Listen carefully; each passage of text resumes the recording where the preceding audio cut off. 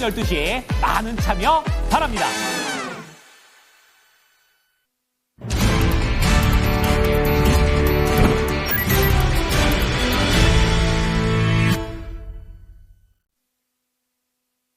체크인스탁입니다. 두 분과 함께 해보자. 알파경제 김종일사 토마토투자클럽 김민준 전문가입니다. 안녕하세요. 안녕하십니까. 예, 주말에 또 바람 잘 날이 없습니다. 오늘 주제 먼저 보겠습니다. 오늘 다룰 이슈는 역시나 트럼프 대통령이 한가운데 있고요. 관세 부과 예고했던 것이 이제 일정대로 진행이 됩니다. 캐나다와 멕시코에 대한 관세 부과가 이번 주, 그리고 중국의 추가 10% 관세 부과도 행정명령 서명이 지난 주말자로 완료가 됐습니다. 5일부터 개시라고 하는데요. 그렇다면은 이것이 또 국내 증시에 미칠 영향도 알아봐야 되겠죠. 먼저 김민 전문가님, 이렇게 되면은 뭐가 바뀌는 건가요? 네, 일단 예견된 관세 차원이긴 합니다. 네, 이미 예측했던 부분이고, 단지 이제 저희가 국내가 연휴가 좀 길었었는데, 연휴 때 이슈가 좀 많이 나왔다면 좋았을 거다. 이렇게 희망사항을 좀 가져봤는데, 예상대로 연휴 때도 좀 등락 과정이 있었습니다만은 연휴가 끝나고 나서 더더욱 부각되는 느낌이고요. 우선 예견된 관세나 이제 공포심이 좀 유발되는 게 가장 큰 문제인 것 같습니다. 지금 야간 선물 차트 모습을 좀 보셔야 될 것 같은데 벌써 지금 2.5%대 내려가고 있는 측면이거든요. 이러한 부분들이 전일부터 뉴스로 속속들이 전해지다 보니까 야간 선물도 벌써 개장 초입니다만은 벌써 2.5%대 내려가는 모습. 그리고 이제 미국과 국내가 과연 어떤 형태로 갈 것이냐가 지금 관세 부과 측면에서는 가장 중요하다고 좀 보여지는데, 미국 증시는 계속 말씀드렸듯이 단기 반등이 좀 예상을 뒤엎고 있었습니다만은 조정 국면에 돌입할 것이다. 계속적으로 말씀을 좀 드려야 될 것 같고요. 단지 국내는 과거와는 다르게 제한적인 등락 과정으로 예상을 하고 있습니다. 2018년도를 좀 보고 왔는데 코스피가 이 관세 이야기가 나왔을 때 약 23%가 떨어진 측면이 있었습니다. 단지 올해는 좀 다르게 이미 국내 증시 양대 지수 모두가 국내 정치적 변수 또 미리 있었던 여러 가지 이슈로 인해서 조정을 좀 받은 상태예요. 그래서 박스권 지금 2,500선을 중심으로 만들어가고 있는 형태이기 때문에 좀 제한적인 등락 과정을 예상하고 있고, 단지 지수보다는 종목별 장세는 도드라지게 예정될 것이다. 가장 중요한 것은 국내에 견디는 어떤 자생력과 힘이 중요한 한 주가 될 것 같습니다. 딥시크 이슈도 있었습니다만은 벌써 관세에 묻혀서 좀 지나가는 듯하고, 국내에 자생력이 없이 하방 경직성 확보가 안 되고 미국 증시가 무너지는데 그대로 연동관계가 커플링으로 된다면 좀 괴로운 한 주가 될 수 있을 것이다. 이렇게 정리해드리겠습니다. 네. 원래 이 캐나다하고 멕시코는 미국과 국경을 접하고 있고 그 두 나라와 미국 간의 협정이 있어서 대체적으로, 전체는 아닌데 대부분 무관세로 알고 있는데 25% 부과, 이것에 대해서 지금 김민주 전문가는 국내 증시에 미친 영향은 제한적일 것이다 얘기를 해주셨는데, 김정일 이사님은 어떻게 보고 계세요? 네, 일단 중요한 것은 말씀해 주셨던 대로 예정된 부분이기는 한데 진짜 할까? 하면 원래 얘기했던 강도대로 할까? 그러니까 국가별로 25%라는 게 적은 게 아니잖아요. 그런데 이제 굉장히 강하게 언급이 나왔던 것을 그대로 일단 서명했다라는 거고, 그래서 원래 트럼프 대통령의 성격상 자기가 원하는 120%로 질렀다가 실제로 이 협상 과정에서 네. 80% 정도로 내려서 달성하는 그 정도의 이제 협상의 기술을 그동안 가져왔었는데, 이번에도 비슷하지 않을까라는 그런 생각은 당연히 있습니다만, 어쨌든 이렇게 실제로 25%라는 숫자가 찍혔고 멕시코 같은 국가는 비교적 강하게 이제 반발을 하고 있으니까, 그러면 이게 이제 본격적인 관세 전쟁의 시작인 건가라는 어떤 그런 두려움은 당연히 높아질 수밖에 없고요. 그런 부분들이 지금 나스닥 선물에도 반영되고 있는 것으로 보입니다. 그래서 우리 시장에 미치는 영향은 당장은 적겠지만, 이런 관세 분쟁이 확대됐을 경우에는 소규모 대외 개방 경제인 한국 경제에 미치는 영향은 크고, 그리고 우리가 최근에 미국에 올인하고 있기 때문에, 중국 비중을 줄이면서 미국에 올인하고 있기 때문에 더 이에 대한 민감도를 높일 수 있는 상황이겠죠. 다만 한 가지 그래도 조금 제가 안심할 수 있다라고 바라보고 있는 것은, 지금 미국 시장의 변동성, 나스닥 선물의 변동성은 커지고 있지만 지금 환율이라든지 금리 등 거시 변수가 같이 이제 널뛰기를 하고 있나라고 봤을 때는 그 정도의 수준은 아니라는 거죠. 그래서 오늘 우리가 좀 민감하게 봐야 되는 것은, 환율이 다시 1,450원까지 올라왔는데 환율의 민감도가 커지면서 미국 금리의 민감도 두 가지가 같이 높아지면 이건 좀 별로 안 좋은 그림이라고 저는 판단하는데, 만약에 환율도 생각보다 움직임이 작고 그다음에 뭐 금리의 움직임도 제한적인 상황이라면 주식시장의 변동성이 오히려 휩소일 가능성이 높다. 좀 이렇게 좀 봐야 될 것 같습니다. 네. 그러면은 이것이 확산될 것인가 이게 걱정입니다. 미국이 국경을 맞대고 있는 멕시코와 캐나다에도 이럴진데 다른 국가들에는 어떨지, 게다가 우리나라도 좀 예외가 아닐 것이기 때문에 그리고 이번 조치와 관련해서 캐나다, 멕시코도 가만히 있지 않겠다. 중국은 또 즉각적으로 WTO에 제소할 그런 의사를 피력하기도 했습니다. 그렇다면은 확산 가능성 어떻게 보시나요? 먼저 김민준 전문가님. 네, 저는 뭐 각국으로 전면전 가능성은 굉장히 낮다고 좀 판단하고 있습니다. 우리가 가장 염두에 뒀던 거, 뭐 이사님도 제가 같이 방송한 지 좀 2달 됐는데 그 처음부터 말씀드렸던 내용을 생각해 보면 강대강 기로로 가는 게 중요하느냐 이런 말씀하셨는데 저도 마찬가지였거든요. 근데 지금 뭐 강대강 기로로 가지 않았죠, 사실상. 뭐 캐나다 총리도 당장 트럼프 대통령 만나러 날아가고 멕시코 대통령도 뭐 미국 찬양, 이 시비도 마찬가지였는데, 그러면 강대강 기로가 아니었는데 트럼프가 이렇게 전면적 관세를 부과시켰을 때 지금 나오는 뉘앙스들을 보게 되면 뭔가 전면전을 시사하는 듯한 발언이란 말이죠. 그런데 이것은 발언일 뿐이고요. 자국 국민도의 지지도 결집을 위한 정치적 포석이라고 저는 생각하고 있습니다. 뭐 관세를 부과시키는데 한 나라의 국가 수장들이 가만히 있는 것도 웃기지 않겠습니까? 우리는 뭐 미국 관세를 그대로 받아들이겠다, 대응책은 없다, 이러한 발언도 무리가 있기 때문에 자국 국민을 위한 지지도 결집을 위해서 어느 정도 정치적 발언을 했다고 보여지고요. 그러면 실제로 만약에 강대강 기로로 갔을 때 미국이 불리한 것인가 아니면 각국이 불리한 것인가? 당연히 타국이 불리합니다. 미국은 늘 말씀드리지만 세계 1위의 최대 무역 수출입국입니다. 그리고 경상수지 최대 적자국이고요. 다른 나라한테 결코 유리할 게 없습니다. 그래서 지금 이런 정도는 대외적으로 보여주기 위한 퍼포먼스라고 좀 생각을 하고 있고, 강대강 기로로 가지 않는다면 지금 그 발언도 보시게 되면 그래도 대화 가능성을 열어놨다, 이런 내용들이 지금 뉴스에 나오고 있지 않습니까? 그렇기 때문에 조금은 지난 트럼프 1기 정권보다는 전면전 가능성은 낮다고 좀 판단이 들고 있고요. 그리고 이제 단기적 해프닝이라고 좀 보여지는 게, 지금 트럼프 대통령이 취임하면서 발언들을 했던 것들을 보게 되면 유동성 공급에 관해서 굉장히 이야기를 했었어요. 네, 제가 그 고민하는 부분이 이제 이런 부분이죠. 경제학적 관점에서 봤을 때 관세를 부과시키면서 유동성 공급도 같이 해달라. 이거는 말이 되지 않거든요. 결국은 뭐 인플레이션 자극하는 문제가 있는데, 뭐 연준의 입장에서는 관세 좀 그럼 때리지 마라, 이런 당연히 표현을 할 수 있겠죠. 그런데 지금은 뭐 그렇지 않다 보니까 제롬 파월 의장과도 뭔가 노이즈가 좀 발생되는 모습인데 전면전 가능성은 굉장히 떨어진다. 단지 제가 우려하는 부분은 단기적인 이제 충격파 부분입니다. 오늘 저희가 본장 개장하면 자세히 말씀을 드리겠지만, 지금 달러 인덱스가 야간 지금 뭐 본전 개장 전입니다만은 109.39불입니다. 실시간 달러 인덱스의 모습이니까 거의 지금 뭐 108불 넘어서 단숨에 갭상승을 해버렸거든요. 이 이슈가 단기적으로 빠르게 좀 잦아들어야죠. 그리고 이제 오늘 동시효과 뭐 보겠습니다만은 장전 개장 전에 이 충격파가 어느 정도 국내에서 외국인이나 또 기관들이 상쇄시켜주는지가 가장 중요하다.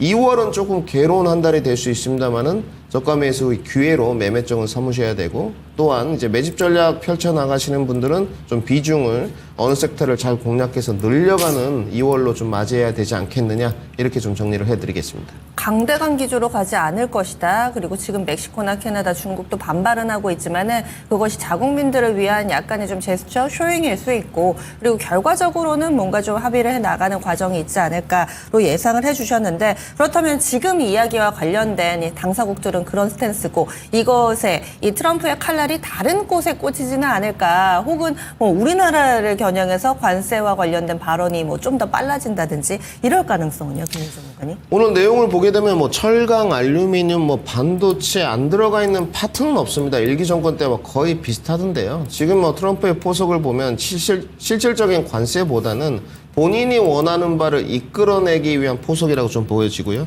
특히 국내나 대만 같은 경우는 역시나 이제 반도체 투자 확대 부분인 것 같고, 나머지 부분들에 관해서는 역시나 원자재 부분인 것 같습니다. 뭐 특히 중국 같은 경우는 뭐 히토류가 될 것 같고요. 단지 이러한 부분들이 다른 섹터로 전이 되는 것은 굉장히 제한적이라고 좀 보여지고 있고요.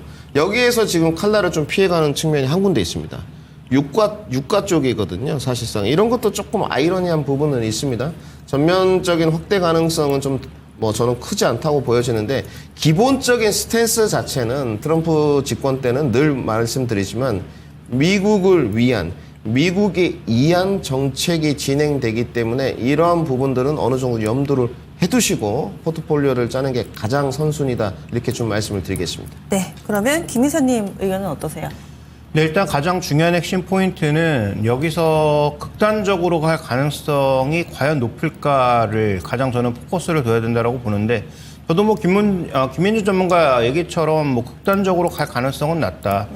왜냐하면 미국이 지금 뭐 여러 번 말씀드렸지만 스스로 만들어낼 수 있는 게 과연 뭐가 있을까? 엔비디아 칩? 뭘 만들 수 있습니까? 인텔이 IDM이라고 자랑하고 있지만 7나노도 제대로 못하고 있는 인텔이 지금 뭐 미국의 힘을 이용해서 ASML의 기계 몇 대 먼저 가져갔다고 갑자기 뭐 2나노, 3나노 할 수 있을까? 불가능하고요. 그 다음에 뭐 미국은 지금 상대적으로 저가 제품들 이런 것들을 중국 아니면 멕시코에서 가져와야 되는데 그러면 이런 것들 아무것도 없이 소위 생필품 아무것도 없이 미국은 살아갈 수 있는가?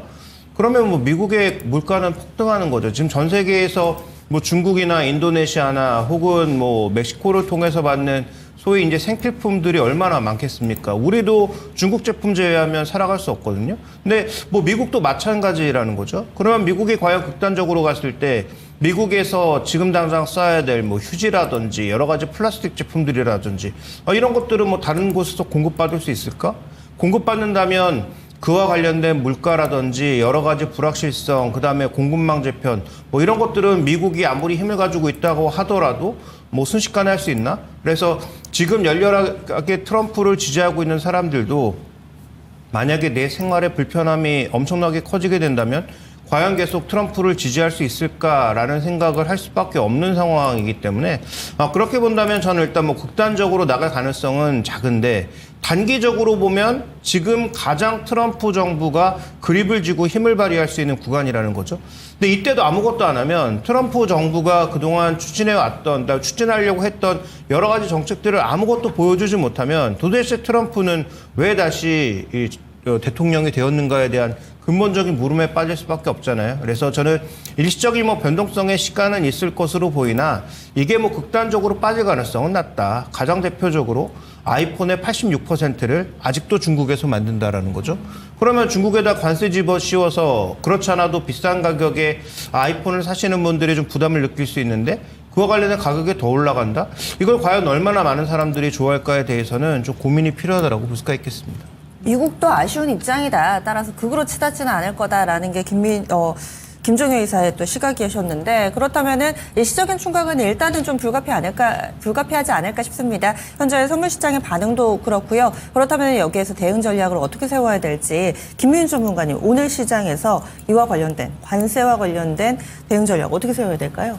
근데 오늘 시장이라고 말씀해 주시니까 네. 답변이 좀 수월하게 나오는 것 같아요. 왜냐하면 장기 투자 관점에 관해서 저희가 이 시간에 많이 말씀드렸는데 실질적으로 저희 뭐 토마토 시청자분들이 포트폴리오를 바꾸는 것에 관해서는 결코 쉽지 않다. 지금 이미 뭐 작년부터 그 NK 트레이드 때부터 여러분들 뭐 계좌가 조금씩 망가져 있는 상태이기 때문에 여기서 급격한 변화를 주는 건 지금도 저는 늘 말씀드리겠지만 보수적입니다. 그래서 변화를 주지 마시고 조금 더 바이앤홀드를 하시고 단지 오늘 대응책을 이제 말씀드리면 세 가지 파트인 것 같습니다. 첫 번째는 헬스케어 바이오 부분인데 달러 인덱스와 연동 관계를 생각한다면 오늘 헬스케어 바이오는 조금 지지부진한 흐름 내지는 하락이 예상되고 있고요. 그리고 이제 딥시크 파워가 좀 있었기 때문에 이슈라고 좀 말씀드려야 될 것 같아요.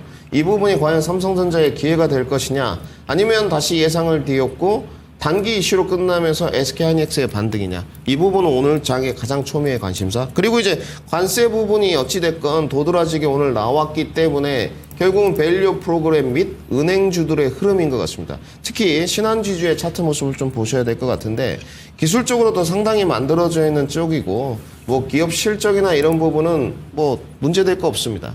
단지 이럴 때 이제 이 관세 부분의 이슈를 타면서 다시 한번 어떤 장기 투자 관점에 큰 손들이 들어올 수 있는 자리이기 때문에 이런 부분들은 결국은 이제 대안이 될 수 있다고 좀 생각을 해야 될 것 같고요. 단지 이제 우리 시청자분들은 저도 마찬가지겠지만 어떤 성장주 중심의 저점 매수나 반도체 및 원자재 공략을 할 수 있는 포인트일 것이냐, 이 부분에 관해서는 오늘까지는 조금 더 보수적으로 들어가셨으면 좋겠어요. 금요일 날 보니까 딥시크 이슈가 있었을 때 SK하이닉스가 막 급락하니까 바로 막 이렇게 잡으신 분들이 좀 있더라고요. 그래도 뭐 엔비디아가 단기적으로 바로 반등 가지 않겠어, 아직은 좀 섣부른 판단입니다. 여기에 대한 것은 하루에였기 때문에 국내 시장 기준으로는 그래도 2, 3일 정도는 데이터베이스를 쌓는 과정이 좀 필요할 것 같고요. 결국 뭐 단기적인 관점이겠습니다만 이 딥시크 이슈도 길어지게 된다면 저는 사실상 이 딥시크 이슈가 미국의 명분론을 더 만들었다고 봐요. 제한을 뒀는데 중국이 이런 것까지 만들어? 우리는 그러면 관세로 맞대응하겠다. 이런 명분론을 더더욱 자유롭게 만들었던 지역적인 해프닝이라고 좀 복원해 있는데, 단지 이것이 이제 삼성전자의 기회가 될지, SK하이닉스의 다시 저점 매수의 기회가 될지, 엔비디아의 기회가 될지는 조금 데이터베이스를 며칠 쌓는 과정이 좀 필요합니다. 그래서 섣부르게 들어가지 마시고, 금융지주 쪽으로는 장기 투자 관점은 대안이 될 수 있다 정리해드리고요. 오늘 성장주 중심에는 기술 쪽에 낙폭과대 반등은 반도체 파트와 2차 전지까지, 그리고 제약바이오는 조정 국면을 염두에 두자까지 정리해드리겠습니다. 네. 김 이사님은 어떻게 대응 전략 세우고 계세요? 네, 결국 이에 대한 대응 관점은 중장기적으로 봤을 때는 우리가 스스로 잘하는 수밖에 없다. 예를 들어서 마켓쉐어라든지 아니면 기술적 우위, 이 두 가지를 가져가게 되면 트럼프가 아무리 뭐 관세 장벽을 높인다 한들 대안이 없는데 뭘 쓰겠습니까? 대표적으로 TSMC가 그에 해당하는 거 아니에요? 지금 뭐 예를 들어서 뭐 대만에 대해서 미국 밖에서 생산하는 TSMC 물량에 관세를 대량으로 매긴다? 미국 물가 대거 올라갈 거고, 당연히 뭐 기술 제품들의 가격도 대거 상승할 수밖에 없을 겁니다. 그래서 그와 관련된 것을 뭐 일시적으로 할 수도 있지만, 그와 관련된 것을 하는 순간 미국도 여러 가지 충격을 받을 수밖에 없다라는 차원이고요.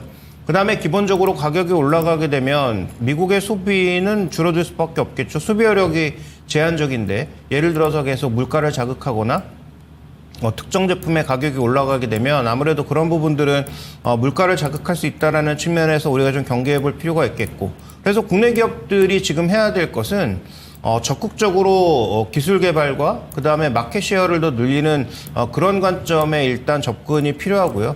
그 다음에 두 번째로는 이제 정부의 노력이 가장 중요하다고 봐야 되겠죠. 결국 정부 당국이 이에 대해서 얼마나 효율적으로 대응을 하느냐. 지금 뭐 상무부 장관의 청문회 과정에서도 뭐 여러 가지 얘기들이 흘러나오고 있는데, 이에 대해서 얼마나 적극적으로 우리가 대응할 수 있는가. 기존에 이제 아마 2007년 뭐 그때 2007년 이전부터죠.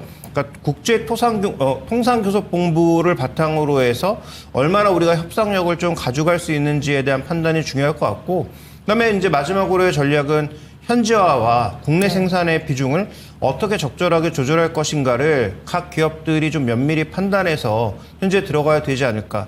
이제 트럼프 4년간은 아마 보조금을 받을 수 없는 구간일 테니까 보조금 없이도 어떻게 효율적으로 현지 생산을 늘릴 것인가에 대한 고민도 같이 좀 들어가야 되는 부분이 아닌가, 이렇게 보고 있습니다.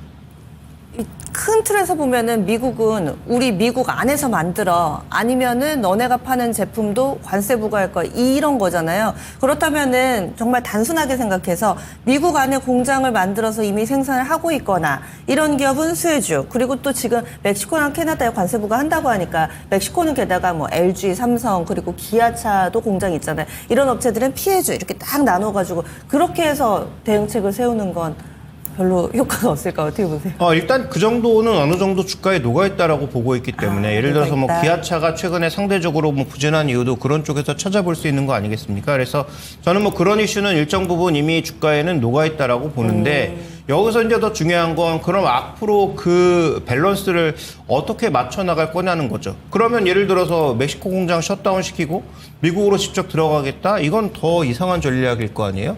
그러면 멕시코에 공장이 있을 때 이걸 효율적으로 어떻게 관리할 거냐. 예를 들어서 이쪽 물량들은 전부 아래쪽으로 뭐 남미로 내리는 뭐 전략적인 뭐 수정을 한다든지, 그런 효율적인 전략 수정들은 아마도 대기업의 뭐 전략기획부 쪽에 계신 분들이 더 잘 아실 테니까, 저는 그런 것들을 잘 해 나간다면 어차피 트럼프 행정부가 계속 가는 것도 아니고 2년 이후에 중간선거에서 만약에 진다면 그립은 또 확실하게 떨어질 것이기 때문에 그럼 그 2년간을 잘 버틸 수 있는 전략적 접근을 잘하면 된다라는 것이죠. 그래서 뭐 지금 그 대외 수출 변동성에 노출되어 있는 뭐 삼성전자를 포함한 뭐 IT 기업들, 그다음에 뭐 자동차 기업들 이런 기업들이 과연 어떤 대응들을 하는지 살펴보실 필요가 있겠고 상대적으로 쿼터제로 운영되고 있는 철강 이런 쪽은 큰 변수가 나타나기 좀 어렵다라고 보여집니다. 그래서 그런 철강 업종 쪽에서 뭐 미국 수출 비중이 높은 뭐 세아제강에 대해서는 여러 번 말씀을 드렸고, 그래서 뭐 그런 종목군들에 대한 대응 자체는 저는 좀 유효하지 않을까 이렇게 보고 있습니다. 예, 알겠습니다.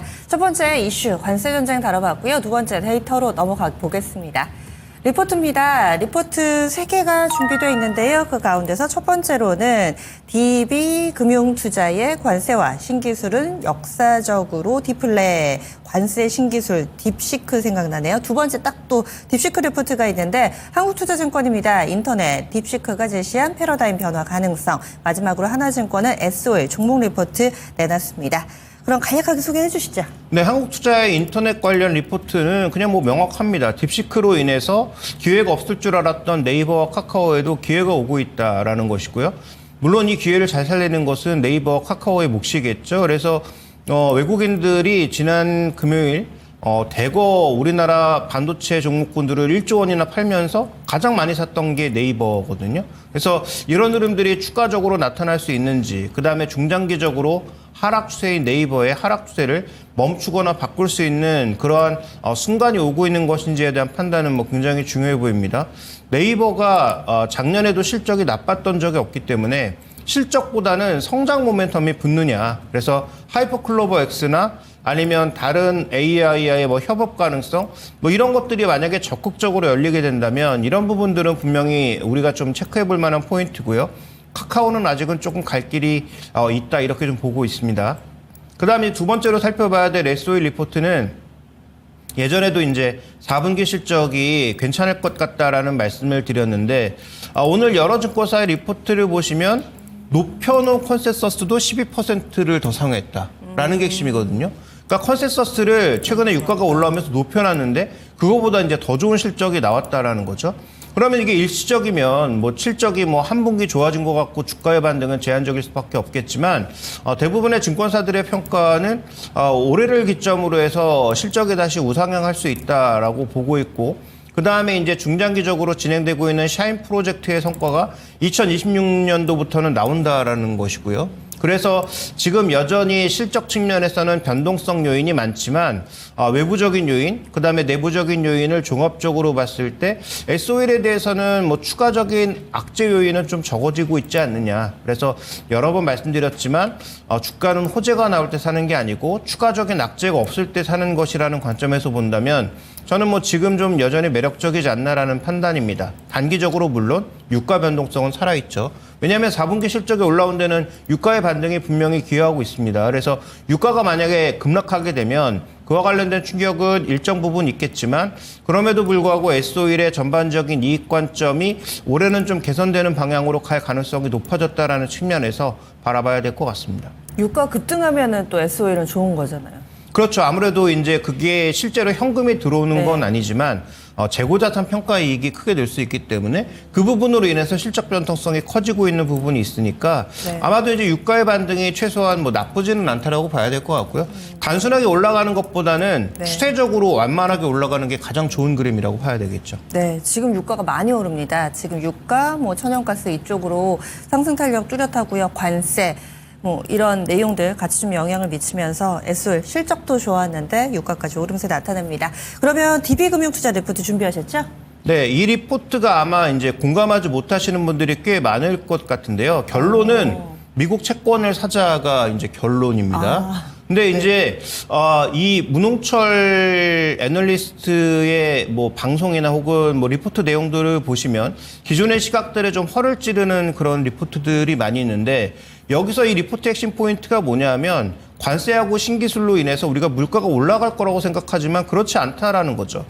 노동 생산성과 전반적으로 지금 물가의 관계를 봤을 때 노동 생산성의 신기술로 올라가면 오히려 디플레가 온다라고 얘기하는 것이고요. 그 다음에 이제 관세를 부여했을 때 정말로 물가가 올라갔을까? 트럼프 일기를 살펴보면 전혀 그렇지 않았다는 거죠. 다음 준비된 그림 보여주시면 트럼프 때 관세를 전반적으로 올렸는데 현재 구간에서 PCE 물가는 변하지 않았다라는 것이고요.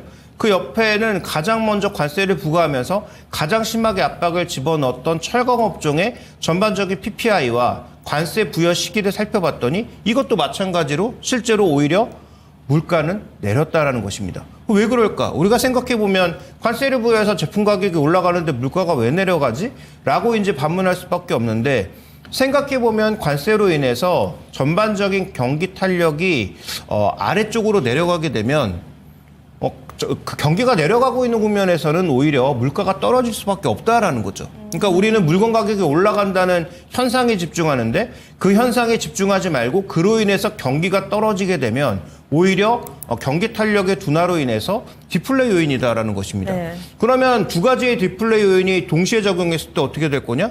그러면 전반적으로 이제 금리는 내려갈 수밖에 없고 금리가 내려가는 과정에서 가장 매력적인 자산은 오히려 채권일 수 있다라고 이제 강조하는 것입니다. 그래서 이 주장에 뭐 여러분들이 동의하실지 뭐 동의하지 않으실지는 저는 잘 모르겠지만 어쨌든 충분히 한번 우리가 새겨봐야 될 그런 리포트라는 측면에서 저는 이 리포트를 오늘 가져온 이유는 네. 그러면 내가 갖고 있는 이 자산의 어떤 움직임도 한번 우리가 생각해 볼 필요가 있다는 거죠. 내가 예를 들어서 적극적으로 밸류도 높고 최근에 모멘텀을 타고 있는 소위 고퍼주에만 집중하고 있다면 이런 리포트를 봤을 때 어떤 생각을 할 것인가가 굉장히 고민스러워질 수밖에 없다. 그래서 이 리포트가 장기적으로 맞고 틀리고를 떠나서 굉장히 중요한 어떤 투자의 하나의 포인트를 제시하고 있다는 관점에서 저는 오늘 문홍철 애널리스트의 리포트는 그 의견이 맞고 틀리고를 떠나서 내가 가지고 있는 자산 포트폴리오의 재편을 한번 생각해보는 관점에서는 굉장히 중요하게 봐야 되는 리포트가 아닌가. 그래서 꼭 일독을 권해드립니다. 이 아침 굉장히 짧은 시간인데 저도 상당히 좀 고민에 빠지게 하는 그런 내용이었습니다.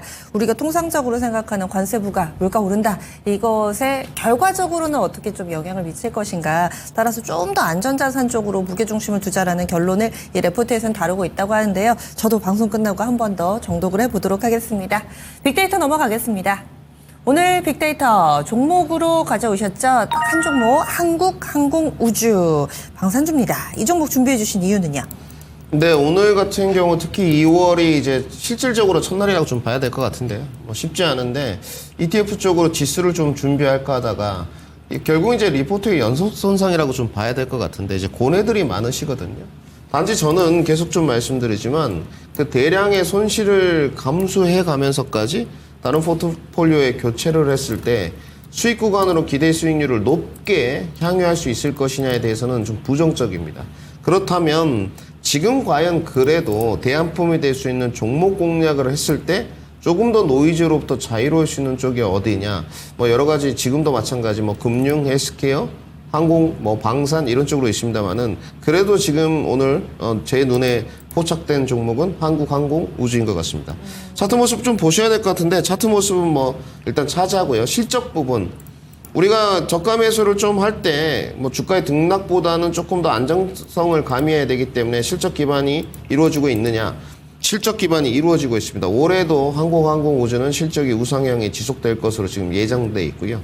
뭐 수주 잔고도 제가 확인을 하고 왔습니다만은 나쁘지 않은 측면입니다. 특히 올해 이제 KF21입니다. 국내 초도 양산 시작이 되는 쪽인데 이 수출 기대감이 좀 있어요. 올해도 이어질 것이라는 부분. 그리고 이제 중동향의 수리온입니다. 이 중동향 수리온인데 수출 관심 기대감이 상당히 올라가고 있는 쪽이에요. 결국은 이제 뭐 실적이나 이런 기술력 수주 잔고는 삼박자가 맞아가고 조금 더 포트폴리오 자체에 편제를 할 때 그래도 뭐 방산과 항공 색채가 같이 이렇게 묻어 있는 종목이라고 좀 보시면 될 것 같아요. 단지 이제 단점으로 좀 보자면 좋게 보면 멀티플이지만 한쪽의 색채가 도드라지지 않다 보니까 사실상 뭐 하나 에어로스페이스나 LIG 넥스넌처럼 주가 반등이 그렇게 크지는 않았어요. 그러니까 이런 부분은 좀 염두를 해두셔야 될 것 같고 그리고 또 반대로 보면 최근에 뭐 항공 이렇게 관련된 섹터들이 좀 올라갈 때 퍼포먼스가 또 안 나왔느냐 그것도 조금 아닌 측면이지만 그것도 사실은 좀 더뎠어요. 단지 제가 봤을 때 그들의 종목과 비교를 했을 때 밸류나 실적 부분이 부담스러운 위치는 아니다. 이렇게 정리를 해야 될 것 같고요. 오늘 제가 이제 뭐 빅데이터로 돌려봤습니다만은 빅데이터 포인트를 제시하지는 않겠습니다. 단지 조금 더 하방 경직성을 확보했을 때 들어가는 게 좋을 것 같고요. 지금 구간이 이제 53,300원입니다. 아직은 상승에 대한 뷰가 도드라지게 만들어지지 않았어요. 그렇기 때문에 오늘부터 좀 관심을 가지시되 5만 원까지는 좀 출렁거릴 수 있음을 염두에 두고 사 가시고요. 매수를 해 가시고 저는 뭐 짧게 좀 봤습니다. 뭐 증권사 기관 쪽으로 보면 목표가가 상당히 높은데 뭐 8만 원도 있습니다만은 대략적으로 평균 목표가가 7만 5천 원 정도를 가리키고 있는데 뭐 1년 동안의 투자 뷰로서는 뭐 동의합니다만은 저는 단기 관점으로 포인트를 제시하도록 하겠습니다. 목표가는 5만 9천 원 제시토록 하고요. 1차적으로 손절가는 짧게 4만 8천 원 제시토록 하겠습니다. 이렇게 빅데이터에 나왔다고 뭐 시초가에 거시고 이렇게 하지 마시고요. 여유 있게 보자. 일단은 5만 원 정도까지는 출렁거릴 수 있으니까 그 사이 밴드 내에서 매수해 주시면 되겠습니다. 손절 라인은 4만 8천 원 그리고 목표가 5만 9천 원. 한국항공우주 빅데이터 종목까지 살펴봤습니다.